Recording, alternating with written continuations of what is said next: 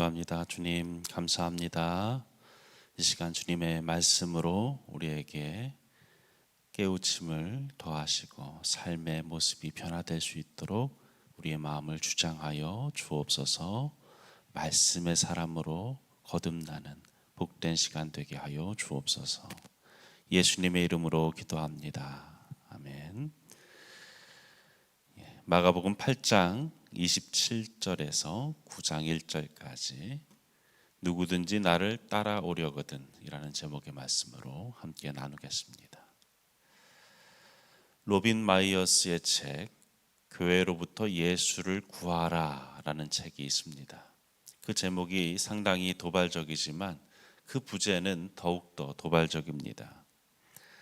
그리스도 예배를 멈추고 예수를 따르기 시작하라. 이 말은 예수님을 단지 경배의 대상으로만 두지 말고 그분의 삶을 따르는 제자가 되어라 라는 촉구입니다. 예수님은 단순히 찬양만을 받기 위해 오신 분이 아니십니다. 우리와 함께 길을 걷고 그분이 먼저 가신 그 길을 따라가기 위해서 우리를 부르셨습니다. 오늘 본문에서 예수님은 제자들에게 물으십니다. 너희는 나를 누구라 하느냐? 이 질문은 우리의 신앙의 본질을 꿰뚫습니다. 예수님을 아는 만큼 그분을 따를 수 있는 것이죠. 우리는 예수님을 주님이라 부르지만 실제로는 내 삶의 조력자쯤으로 여길 때가 참으로 많습니다. 그러나 예수님은 우리의 길을 인도하시는 분이고 그분은 길 그 자체입니다. 오늘 말씀에서 예수님은 제자들에게 그 따름의 길, 제자도에 대해 말씀하십니다. 그 길은 결코 쉽지 않습니다. 그러나 그 길만이 참된 길이고 생명의 길입니다. 예수님을 따른다는 것은 과연 무엇을 의미합니까? 첫째로 주님을 바로 알아야 합니다. 예수님은 제자들에게 물으십니다. 사람들이 나를 누구라고 하느냐? 제자들은 대답합니다. 침례 요한이라고 하고 또 엘리야라 하고 또는 선지자 중에 하나라고 합니다. 지금도 예수님을 위대한 스승, 선한 사람, 도덕적 지도자로 칭합니다. 그 예수님에 관하여 부정하는 사람이 없지요. 그러나 예수님은 거기에서 멈추지 않으십니다. 그러면 너희는 나를 누구라 하느냐? 베드로가 대답합니다. 주는 그리스도시니이다. 놀라운 고백이죠. 그러나 예수님은 그들에게 아무에게도 말하지 말라라고 경계하십니다. 왜입니까? 베드로의 고백이 아직 온전하지 않았기 때문이죠. 입술로 고백했지만 그것이 전 인격적인 고백에 이르지는 않았습니다. 그는 예수님을 그리스도로 고백했지만 그리스도의 의미를 정치적 해방자쯤으로 이해하고 있었습니다. 그가 바란 것은 로마의 압제에서 벗어나는 민족적 회복이었습니다. 그러나 예수님이 가져오신 구원은 죄에서부터의 해방이지요.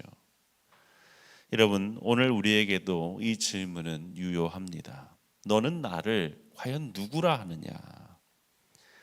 예수님은 나에게 어떤 분입니까? 단지 나의 필요를 채워주는 분입니까? 아니면 진정 내 삶의 주인입니까? 주님을 바로 알지 못하면 제자의 길을 걸을 수 없습니다. 예수님은 단지 우리의 고난을 해결해 주는 존재가 아니라 그 고난의 한복판에서 우리와 함께 길을 걷기 원하시는 분이십니다. 오늘 우리의 신앙의 문제는 예수님을 믿는다고 하면서도 그분을 잘 알지 못하는 데 있습니다. 신앙은 지식적 정보를 많이 아는 것이 아니라 얼마만큼 인격적 관계를 맺고 있느냐입니다. 주님을 아는 만큼 우리는 그분의 뜻을 따라갈 수 있습니다. 둘째로 말씀을 따라가야 합니다.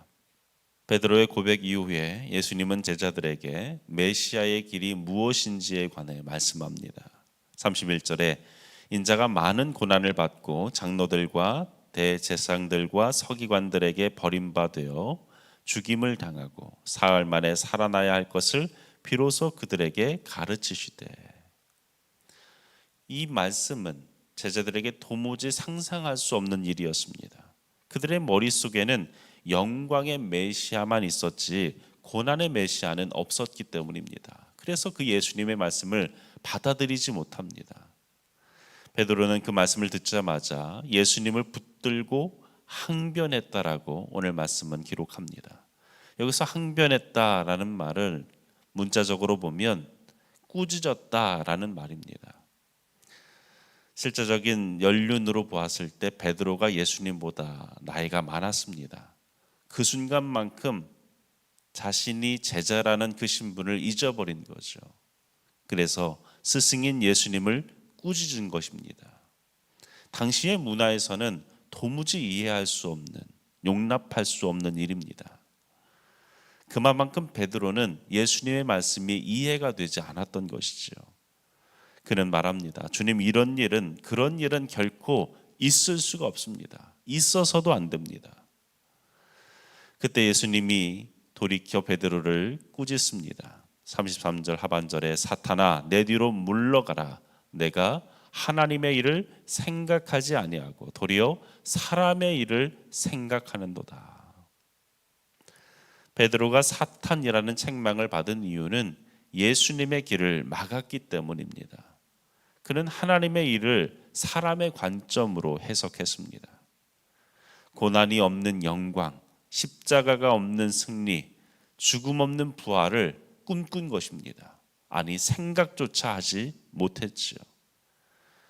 주님은 그 길을 거절하셨습니다.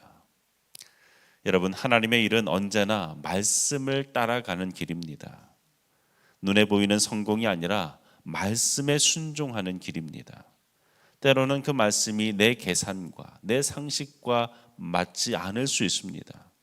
그러나 그 길이 생명의 길임을 우리는 믿어야 합니다. 예수님은 사람들의 기대를 따라 움직이지 않으셨습니다. 오로지 말씀을 따라 걸으셨습니다. 오늘 우리도 신앙생활을 하면서 사람의 일을 생각할 때가 많습니다. 사람의 시선을 의식하고 세상의 방식들을 우리는 떠올리면서 주님의 일조차 행하려 합니다. 그러나 예수님은 말씀합니다. 하나님의 일을 생각하거라. 사람의 일로 생각하지 말거라. 말씀에 순종하는 길만이 진정한 제자도 제자의 길입니다. 말씀은 고난을 통해 영광에 이르는 길을 우리에게 보여줍니다. 마지막으로 자기 십자가를 져야 합니다. 예수님은 이제 제자들과 무리에게 제자도의 본질에 대해 가르치시는데 34절에 누구든지 나를 따라오려거든 자기를 부인하고 자기 십자가를 지고 나를 따를 것이니라. 제자의 길은 단지 고백하는 것에서 그치지 않습니다. 자기 부인과 십자가를 지는 것으로 이어져야 합니다. 자기를 부인한다라는 말은 단순히 자기 욕심을 내려놓는 수준이 아닙니다.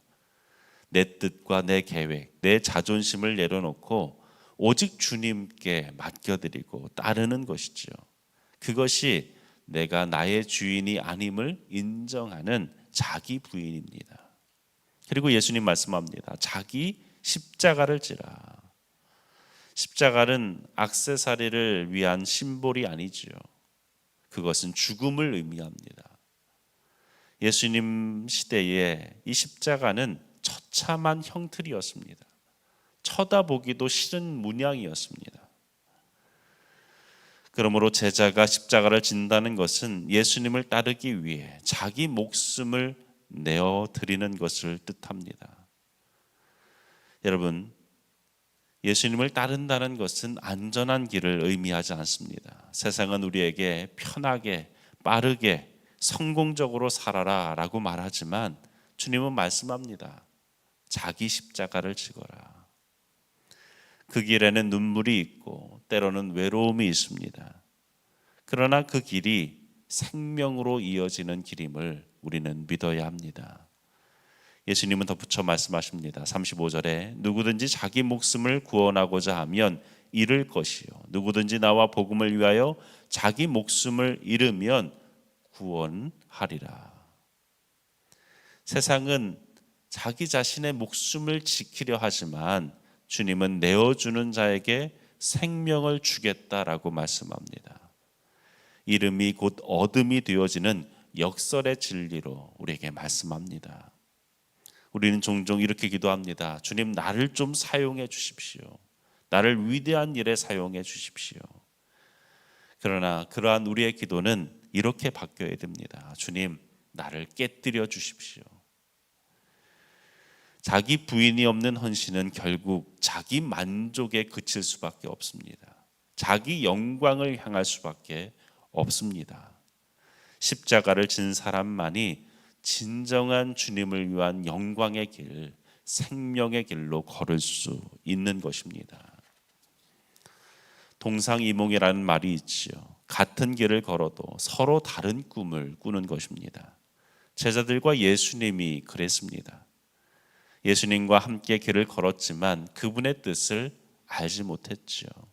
영광을 기대했지만 예수님은 십자가를 지라라고 말씀하셨습니다. 주님은 오늘 우리에게도 동일하게 물으십니다. 너는 나를 누구라 하느냐? 나를 어떻게 고백하고 있느냐? 또한 말씀하십니다. 나를 따라오려거든 너를 부인하고 너의 십자가를 져야 한다. 제자는 따르는 사람입니다. 내가 주님을 앞서는 것이 아니라 주님 가신 길을 따르는 것입니다.